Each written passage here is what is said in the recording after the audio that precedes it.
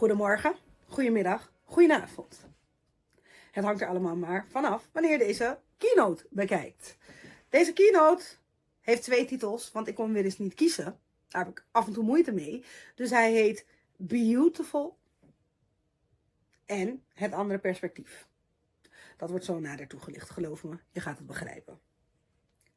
Nou ja, waar ik dus was gebleven, is dat we vandaag hier zijn op Neurodiversity Pride Day. Is toch geweldig dat we gewoon een dag hebben om te vieren. Dat je er trots op mag zijn dat je neurodivers bent. Ik vind het in ieder geval geweldig en ik vier het graag met jullie allemaal. Door een paar leuke, wijze, grappige, misschien ook wel sad words te delen. Maar in ieder geval neem ik jullie mee in mijn beleving als neurodivers persoon. En waar we tegenaan lopen, waar we niet tegenaan lopen. En nou ja, enzovoorts, enzovoorts, enzovoorts. Want er gaan alweer 20 archiefkastjes open in mijn hoofd, mensen, op dit moment. Error! Nee, kijk. Vandaag gaan we het dus hebben over een onderwerp wat echt onderbelicht is in onze samenleving. Dat is neurodiversiteit, of tenminste in onze maatschappij. Kijk, ik vind dat we tegenwoordig, of nou al hele lange tijd leven in een wereld waarin het streven is om normaal te zijn. De reden waarom ik die stilte liet vallen is, oh, wat is in hemelsnaam normaal, jongens? Wat is de norm? Ben je normaal als je... Ja, ik kan niet eens iets verzinnen, maar goed, het gaat dus om dat streven naar normaal te zijn. De norm. Maar, kijk, de samenleving, ja, is pas krachtig als we die diversiteit die we hebben in de samenleving gaan omarmen. Dat betekent dus eigenlijk iedereen, zoals hij of zij, is. Kijk, wij krijgen altijd het stempel, of heel vaak, laat me niet zeggen altijd, we zijn bijzonder. We zijn anders. Hoe werkt dat dan? Ik weet niet of mensen nou nieuwsgierig zijn, of dat ze er iets van vinden, of, nou ja, it's whatever. Maar die andersheid, die wij bezitten, daar hoef je niet bang voor te zijn. Daar hoeven andere mensen ook niet bang voor te zijn. Dan moeten ze juist eigenlijk heel erg omarmen.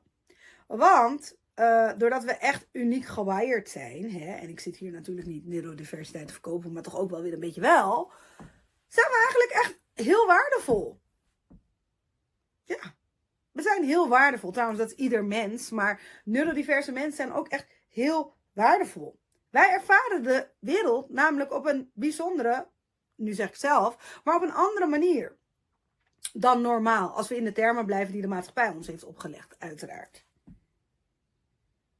Als we nou eens met z'n allen neurodiverse mensen, neurodiversiteit zouden omarmen, ja, dan kunnen we nieuwe perspectieven ontdekken en grenzen verleggen. Want ik vind wel dat neurodiverse mensen op een grensverleggende manier denken. Ik bedoel, we denken out of the box. We denken creatief. Ik bedoel, als ik vroeger een rekensom kreeg op school, je weet wel van die redactiesommetjes, dan was het bijvoorbeeld, Jantje heeft 3 knikkers en geeft ze aan Marietje. Marietje geeft er 1 aan Keesje en Keesje die houdt ze allemaal. Nou, dat was bij mij niet dat ik ging rekenen hoeveel knikkers er waren, maar ik was wel heel erg geïnteresseerd in de verhoudingen tussen Jantje, Keesje en Marietje. Want waarom hield Keesje alle... Of nou, ik zei net een andere naam. Maar in ieder geval, waarom hield die persoon al die knikkers zelf? Waarom ging hij niet delen? Nou ja, ander perspectief. Los misschien niet de som op. Maar laat wel zien dat je het op een andere manier benadert. En het is zo jammer dat in de samenleving van tegenwoordig, waarin we leven, dat eigenlijk niet meer wordt gewaardeerd. Of niet meer. Het wordt gewoon niet gewaardeerd omdat het niet valt binnen de welbekende hokjes die we onszelf toebedelen in dit leven. Want jeetje, als je niet in een hokje past, is het toch best wel lastig om jou te snappen. Ik ben niet zo moeilijk te snappen, vind ik zelf. Maar goed, dat is even wat ik van mezelf vind. Ik weet niet of dat klopt. Zou dan andere mensen moeten vragen. Zo heet dat, als je meningen verzamelt. Kijk, er zijn 2 dingen die wij moeten gaan doen als samenleving. Maatschappij, samenleving, als alle mensen onder elkaar. 1, dat is acceptatie. Ja? Accepteren dat het eigenlijk juist van essentieel belang is dat neurodiversiteit geen afwijking is, niet raar is, niet de uitzondering is, maar gewoon een super waardevolle eigenschap. Die mensen in staat stelt om met meer begrip naar de wereld om hun heen te kijken. En door acceptatie wordt de samenleving ook inclusief. Jongens, we gooien de hele tijd met dure woorden. Och, diversiteit, Inclusiviteit. Weet iemand wel wat dat betekent? Weten we allemaal eigenlijk wel wat dat betekent. Het is echt een handvraag. Dus mensen, accepteren. En van accepteren, dat is weer het mooie. Van accepteren kun je leren. En dat is wat wij met z'n allen wel iets meer mogen gaan doen. Van elkaar leren. Dat betekent dus ook van neurodiverse mensen. Ja, daar kan je namelijk heel wat van leren. Al zeg ik het zelf. Maar goed. Kijk, wij hebben natuurlijk andere neurologische kenmerken. Maar dat moet niet de issue zijn. De oplossing moet zijn dat ik me net zo welkom en geaccepteerd moet voelen in deze samenleving waarin ik probeer mee te draaien als de rest. En hoe doen we dat? Hoe gaan we dan met elkaar om als mensen? Nou, weet je, dat is nog niet eens zo moeilijk. Dan komen we bij het woord, tweede woord, solidariteit. Solidariteit. Laat even op je inwerken. Ja, als je naar deze keynote luistert. Want solidariteit betekent dat je naast de ander gaat staan. Naast de andere mensen. Dat je mensen als gelijkwaardig ziet. Dat we samenwerken, dat we elkaar ondersteunen. Ja, ondersteunen. Ongeacht onze neurologische diversiteit. En dan weet je, dat is dan weer heel duur gezegd. Maar ondanks gewoon wie we zijn. Ik kan Jantje leuk vinden. Ik kan iedereen leuk vinden.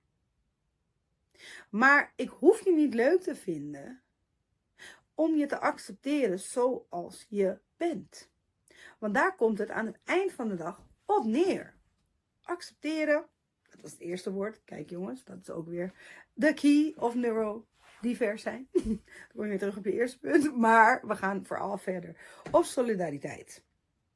Kijk, als we nou solidair zijn, als we dat eens gaan doen, dus doen, niet zeggen, maar doen, dan bouwen we pas echt aan die inclusieve, diverse samenleving, waarin ieder mens de ruimte krijgt om zichzelf te zijn.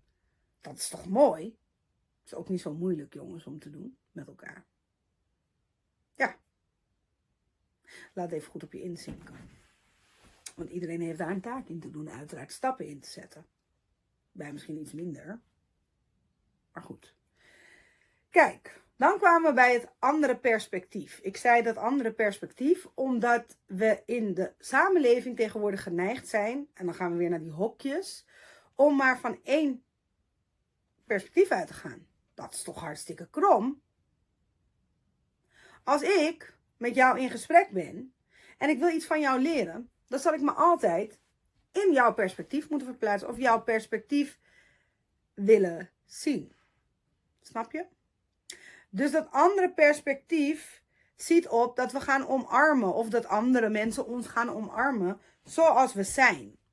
En dan kunnen we gezamenlijk onze horizon verbreden en onze samenleving verrijken. We kunnen samen dus bouwen aan die wereld waar ik het eerder over heb gehad. Kijk, en persoonlijk gezien, hè, toen ik klein was, paste ik nergens natuurlijk door die neurodiverse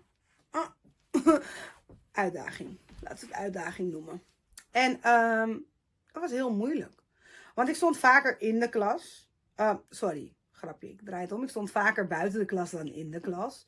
Ik werd als vervelend gezien. Want weet je, ik verveelde me natuurlijk rot. Want ik snapte het al. Of ik was al ergens anders met mijn hoofd. Dus ja, het heeft niet echt, toch, mijn jeugd goed gevormd. En dat is zonde. Want in principe zouden we heel vroeg moeten beginnen in onze samenleving, in onze maatschappij, zo tolerant als we geacht worden te zijn, om dat te inclusief te maken in het onderwijs, maar ook thuis. Je bent niet anders als je niet in een hokje past.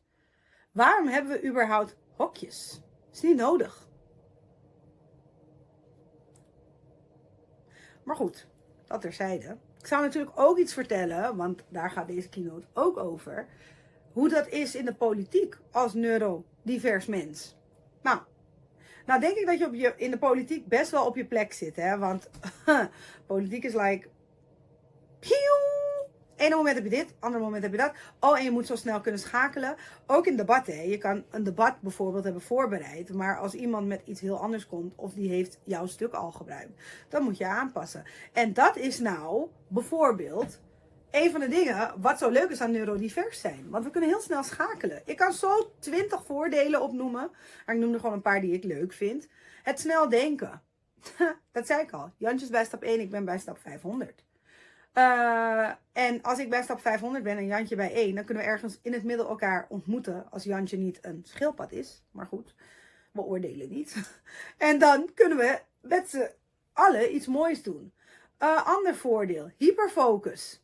Nou heb ik het natuurlijk niet over de hyperfocus die ik zelf heb als ik Netflix aanzet. Ik bedoel, als er een nieuw seizoen van iets is, dan dan begin ik bij aflevering 1 om 11 uur en om 5 uur is het seizoen afgelopen. Er moet ook weer gaan werken uiteraard. Nee, dan bedoel ik de hyperfocus die wij hebben op het moment dat we ons vastbijten in een onderwerp. Nou jeetje, wat wil je weten? Van A tot Z van dat onderwerp kan ik je gegarandeerd vertellen. Het creatieve denken, dus in andere oplossingen denken. Het andere perspectief, waardoor je vanuit een andere invalshoek kijkt naar problemen. En dan is het eigenlijk niet eens een probleem als wij er naar kijken, maar een uitdaging. Want we willen het graag opgelost zien. Daarna zijn we heel invoelend, meedenkend. Nou ja, ga zo maar door. Er is gewoon een hele lijst waarom wij het waard zijn om gezien, gehoord en geliefd te zijn. En onderdeel van deze samenleving en maatschappij te zijn. En we zijn gewoon wie we zijn. Dus als ik kijk naar dat we een dag hebben om te vieren dat neurodiversiteit iets prachtigs is. Iets aanvullends in het leven. Iets waardevols. Dan kijk ik ook direct naar ons allemaal. Los van onze neurodiverse mensen uiteraard. Kijk ook naar de mensen die dat niet zijn. Want ik bedoel, aan het eind van de dag zijn we allemaal mens. En wat je dus wil, is dat we elkaar als mens gaan beschouwen. Als mens gaan zien, als mens gaan behandelen. En dat iemand is zoals hij is, dat is een toevoeging. Want iedereen voegt op zijn of haar manier een stukje aan de samenleving toe. Jongens, als we dat niet zouden doen, met z'n allen, dan zou de samenleving stilstaan. De maatschappij heeft iedereen nodig. En ik heb wel het idee, zeg maar, dat waar ik dan bijvoorbeeld heel vaak tegenaan gelopen ben, is, oh, heb je pilletje al genomen? Oh, jij hebt zeker ADHD. Snap je? Het is een soort label geworden. En in mijn zoons klas hebben 20 van de 30 ADHD, waarvan ik denk, god jeetje, kinderen zitten misschien gewoon niet stil. Dus ook een oproep aan ons allen om na te gaan denken over welke normen en waarden wij hechten aan het normaal zijn. Wat ligt daar aan ten grondslag? Nogmaals, ik begon er al mee. Wat is in hemelsnaam normaal? Kan jij mij dat antwoord geven? Kan ik dat antwoord geven? Nee, want ik vind niet dat normaal per se een norm is. Ik vind dat de norm moet zijn, jij bent wie je bent en jij bent goed zoals je bent. En daarmee, hoe jij bent, voeg je iets toe. Ja, in ieder geval. Ik ben er trots op dat ik een neurodivers persoon ben. Ik plak mezelf geen labels op. Ik ga uit van de positieve dingen die ik kan, die ik heb. De positieve eigenschappen die ik heb. En wat ik ermee kan bereiken. Want jeetje, je kan heel ver komen. En tegelijkertijd zie ik ook nog dat er heel veel ruimte is om met elkaar te groeien. Te groeien in acceptatie, solidariteit en gewoon het kunnen zijn wie je bent. En ik denk dat als we elkaar wat meer vasthouden, en dat klinkt heel cliché natuurlijk, och god, en wat meer van elkaar houden, ja, of elkaar leuk vinden, weet ik veel, maar ja, iets in die trant jongens, dan wordt het wel heel zweverig. Ben ik ook wel eens van, hè, zweverigheid, maar goed. Dan wordt het allemaal een stukje makkelijker. En weet je, wat had ik graag? En bedoel ik echt heel graag. Dat kleine meisje. Hoe oud ben ik ook alweer? Oh ja. Dat kleine meisje 25 jaar geleden kunnen vertellen dat ze het gewoon waard is. Dat ze geweldig is. Dat ze kick-ass is. Dat ze alles wil bereiken wat ze kan. Ja? En dat ze goed is zoals ze is. Echt, de bottom line voor mij is, jongens, je bent goed zoals je bent en laten we daar eens een keer van uitgaan. In plaats van iedereen om ons heen proberen te veranderen. Proberen te drukken in een gietvorm. waar niet iedereen in past. Weet je wel, even terug hè. Toen we klein waren, of misschien, ik weet niet of jullie dat ook hebben gedaan. Maar dan had je zo'n plastic kistje. En dan er zaten vormpjes op, bovenop. Dus dan had je een vierkantje, een sterretje, een rondje. Vierkantje, sterretje. En een driehoek. En geloof mij, ik als kind probeerde gewoon altijd die driehoek in dat rondje te krijgen. Die ster in dat vierkant. Vierkant in driehoek. Nou, je kent het wel. En dat is onze maatschappij. Want in plaats van dat we die plastic box met maar 4 vormen hebben, waarom is die gewoon niet vormvrij? Joh, ben je een rondje, ben je een vierkantje, ben je een ster, ben je een driehoek, ben je een kwadrant? Dat is geen vorm, maar dat maakt niet uit. Jullie snappen wat ik bedoel? Ja, prima. Er is ruimte voor jou. Je past erbij. Je bent welkom. Ja. En zo simpel kan het zijn. Zo simpel kan het zijn. Zo simpel is het eigenlijk ook, by the way. Maar goed. Zal ik nog even iets vertellen over mijn werk? Of dat had ik eigenlijk al gedaan. Ja, waar loop ik eigenlijk nog meer tegenaan? Ik probeer ook echt gewoon, nogmaals, vanuit mijn eigen kracht te putten. En ook wat ik zo zeg maar bewonderend vond, en dat is dan even een sidepath, is dat toen ik op werk aangaf dat ik deze keynote ging voorbereiden, en ik eigenlijk vroeg, zijn er nog neurodiverse collega's onder ons? Iedereen een beetje schuchter deed, maar ineens. Ik heb ADHD, ik heb ADHD type 2 geloof ik, maar dat was vroeger ADD. Ja, ik heb dit, ik heb dat. En ineens kwam iedereen naar voren. En was iedereen er open over. Dus ook dat, op deze dag, Neurodiversity Pride Day, roep ik ook gewoon iedereen op, own it. Own it. Shine your light. Echt waar. Je hoeft je niet te schamen. Want je bent niet anders. Je bent perfect zoals je bent. En ik denk dat als we allemaal ons licht gaan laten schijnen. Dus ik heb ook, hierna gaan jullie ook een filmpje van mijn collega's zien. Met 4 collega's geloof ik, uit mijn hoofd. Die dus ook vertellen over hun uitdagingen. Hoe ze erachter kwamen. Is ook wel heel mooi om te horen. En ze geven jullie ook nog een tip. En ik heb ook een andere collega, Agnes, die doet heel veel juist ook voor ADHD'ers. In politieke zin dan, beleidszin. Om dat eigenlijk te normaliseren. Snap je wat ik bedoel? Dus het nieuwe normaal is gewoon dat neurodivers niet apart of anders is. Maar dat het gewoon is zoals het is. Ik ben trots erop om neurodivers te zijn. En ik hoop dat jij dat ook bent. Want ik ben heel trots op jou. Trots op jou als persoon. Trots op jou wat je kan. Trots op jou wat je doet. En trots op jou dat je blijft staan voor wie je bent. Echt waar. Ga zo door. En als je ooit een vraag hebt over hoe je dus de politiek inkomt met neurodiversiteit, holla at your girl. Nee, een grapje. Maar goed, nee, echt waar. En geniet van het leven. Ik bedoel, een dag niet gelachen is een dag niet geleefd. En dan als afsluiter nog een hele leuke grap. Kijk, dit is dus ook wel iets neurodivers. Dan typisch van mij in ieder geval. Ik had dus een hele mooie keynote opgenomen op werk. Dat was natuurlijk weer misgegaan. Ik was natuurlijk met mijn hoofd in de wolken, dus ik hoefde dat niet te controleren. Natuurlijk niet. Dan ga je het voor de deadline controleren. Klopt het natuurlijk niet. Echt veet, alle veet. En dus heb ik een hele nieuwe keynote opgenomen thuis. Maar goed, ik hoop dat jullie er wat aan hadden. Ik hoop dat jullie het leuk vonden om mij te horen, om mij te zien. Ik heb gewoon meegegeven hoe ik er naar kijk. Het concept van neurodiversiteit. Hoe ik kijk naar onze samenleving, de maatschappij. Hoe we ermee omgaan. En hoe ik er deels ook zelf in sta. En dat is wat ik jullie mee wilde geven. Ik vond het heel tof om dit te mogen doen. Weet je, be beautiful, zoals ik al zei.